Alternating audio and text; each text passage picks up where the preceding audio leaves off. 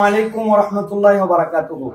March for Gaza এই শিরোনামে আগামীকাল শনিবার 12 এপ্রিল সোহরাওয়ার্দী উদ্যান অভিমুখে বাংলাদেশের আপামর জনগণের পক্ষ থেকে নিপীড়িত নির্যাতিত গাজাবাসীর সমর্থনে যে মার্চ অনুষ্ঠিত হচ্ছে, আমরা সকলের প্রতি উদাত্ত আহ্বান জানাবো। আসুন আগামীকাল দল মত নির্বিশেষে আমরা নিয়ম শৃঙ্খলার মাঝে থেকে আমরা আমাদের এই সুশৃঙ্খল সমাবেশকে সফল করে তুলি। আমরা বিভিন্ন পয়েন্ট থেকে মার্চ করে আমরা গাজাবাসীর সমর্থনে সোহরাওয়ার্দী উদ্যানে আসব। সেখানে বাইতুল মোকাররমের খতিব আল্লামা আব্দুল মালেক সাহেবের দোয়া মোনাজাত এবং তার ঘোষণাপত্র পাঠের মাধ্যম দিয়ে আমাদের এই কর্মসূচি ইনশাআল্লাহ সমাপ্ত হবে।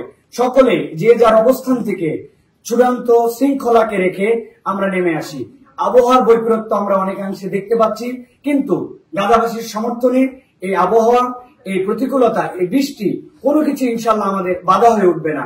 দেশবাসী এরকম ভাবে একটি ইস্যুতে সকলে এর আগে কবে সম্মিলিত হয়েছিলেন আমাদের ঠিক জানা নাই। আমরা সকলের প্রতি উদাত্ত আহ্বান জানাবো, আমরা শৃঙ্খলাবদ্ধ ভাবে এই মার্চ ফর গাজাকে সফল করার জন্য সকলে এগিয়ে আসি ইনশাআল্লাহ।